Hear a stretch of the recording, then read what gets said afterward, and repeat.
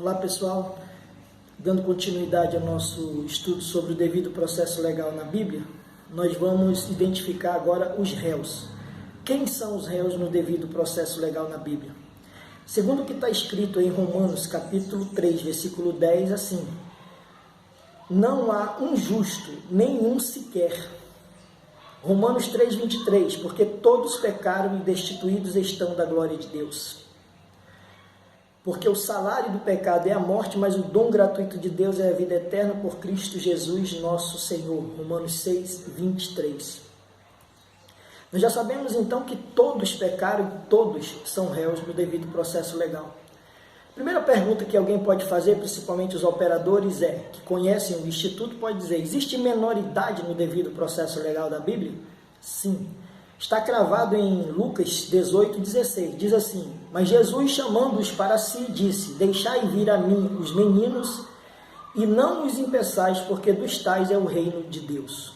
Ora, se nós sabemos que a sentença capital no devido processo legal da Bíblia é a separação eterna do homem com Deus, então se Jesus diz que dos tais é o reino de Deus, significa que as crianças são inimputáveis. A questão é, de que idade até que idade? Eu acredito que isso depende do indivíduo, né? Quem tiver cometido pecado no período da inocência, como Deus é mais justo do que os juízes que nós conhecemos, obviamente, ele não cometerá nenhum tipo de injustiça. Então as crianças são inimputáveis. Acredito que de 6 a 12 anos deve ser considerado inimputável, segundo o que eu penso da justiça de Deus, né?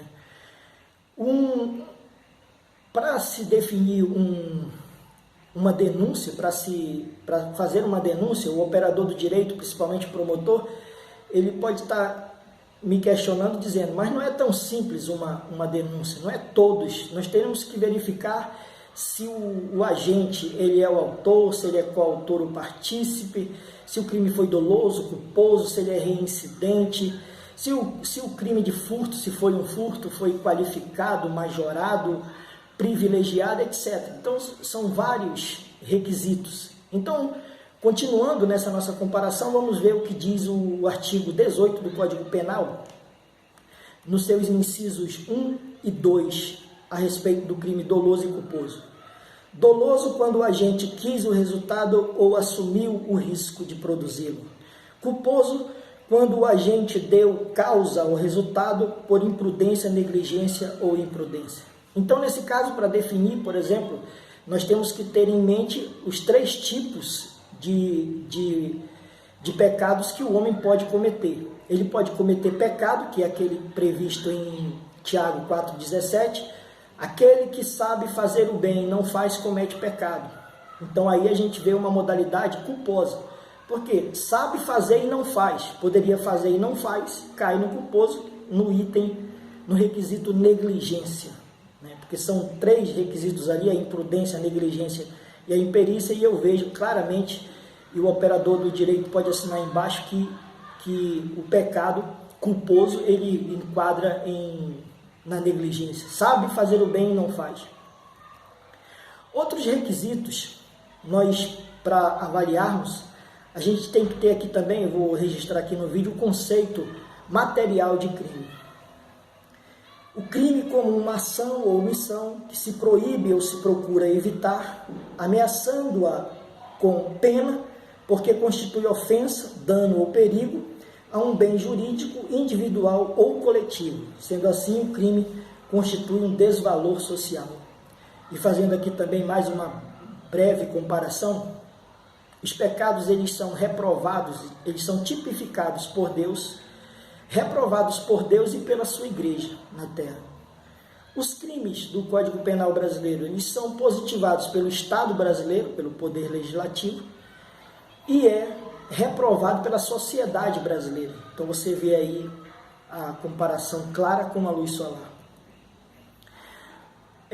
Outra questão outros requisitos que chamam os olhos é a questão da reincidência, das qualificadoras, desses outros requisitos que poucos leigos conhecem, mas que é dominado nos operadores do direito.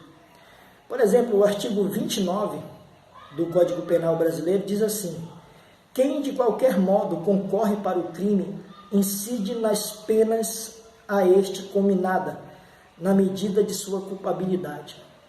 Quando a gente fala se você vai estar denunciado como autor, ou coautor, partícipe, ou se foi por omissão, ou se foi por ação, na Bíblia Sagrada eles estão bem claros. Quando você olha então para o que disse o artigo 29, quem de qualquer modo concorre para o crime incide nas mesmas penas cominadas, a este cominada, na medida de sua culpabilidade. Veja o que está escrito no Salmo 115. Diz assim: a eles se tornem semelhantes os que fazem, assim como todos os que neles confiam. Esse salmo está falando da idolatria, da adoração de imagens. Então, Deus diz que a eles se tornem semelhantes os que os fazem, assim como todos os que neles confiam. Em Romanos 1,32 diz assim: os quais, conhecendo a justiça de Deus, que são dignos de morte os que tais coisas praticam, não somente as fazem, mas também consentem aos que fazem. Então, por ação, omissão, fazendo ou não fazendo o núcleo do crime, você é enquadrado dentro do devido processo legal, exatamente como no processo penal brasileiro. Tem um outro texto que nos salta aos olhos, que está escrito em Apocalipse, capítulo 18, versículo 4. E ouvi a voz do céu que dizia: sai dela, povo meu, para que não sejas participante dos seus pecados e para que não incorra nas suas pragas. Uma comparação também gritante com o artigo 29 do Código Penal. Vamos supor que você faz parte de uma grande organização religiosa, onde a sua organização religiosa pegou os 10 mandamentos de Deus e rasgou o mandamento número 2.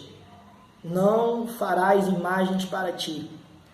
Você pegou, e essa organização pegou o mandamento número 7, não adulterarás, rasgou também de lá. E colocou outra coisa que nada a ver com o que tinha lá.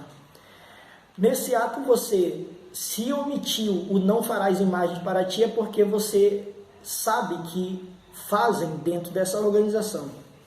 O não adulterarás foi tirado por conta da própria retirada do mandamento número 2.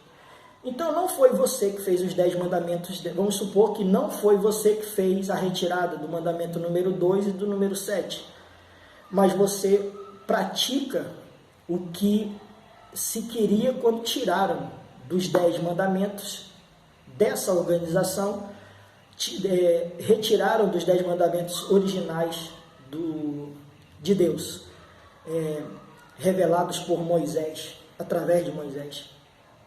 Então aí nós vemos que o texto vem de Deus e diz assim: sai dela, povo meu. Né?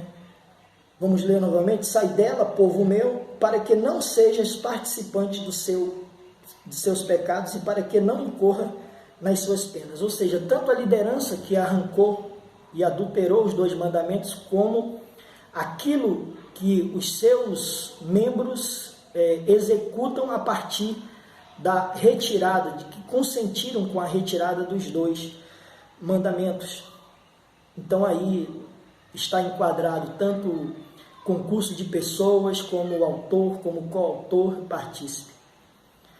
Então, está com esses breves fundamentos fundamentado o devido processo legal de quem é o réu. A reincidência, existe um texto em Pedro, capítulo 2, versículo 22, que diz assim: deste modo sobreveio-lhes o que por um verdadeiro provérbio se diz: não voltou ao seu próprio vômito e a porca lavada ao espojadouro de lama. O cão voltou ao seu próprio vômito e a porca lavada ao espojadouro de lama. Então, como você vê, operador do direito, tem aí para qualificar, para majorar, para privilegiar, classificar um crime como privilegiado, definir todos os requisitos na maior tranquilidade dentro do devido processo legal. Até a próxima, nós continuaremos com essa linha do tempo. Abraço, Deus te abençoe.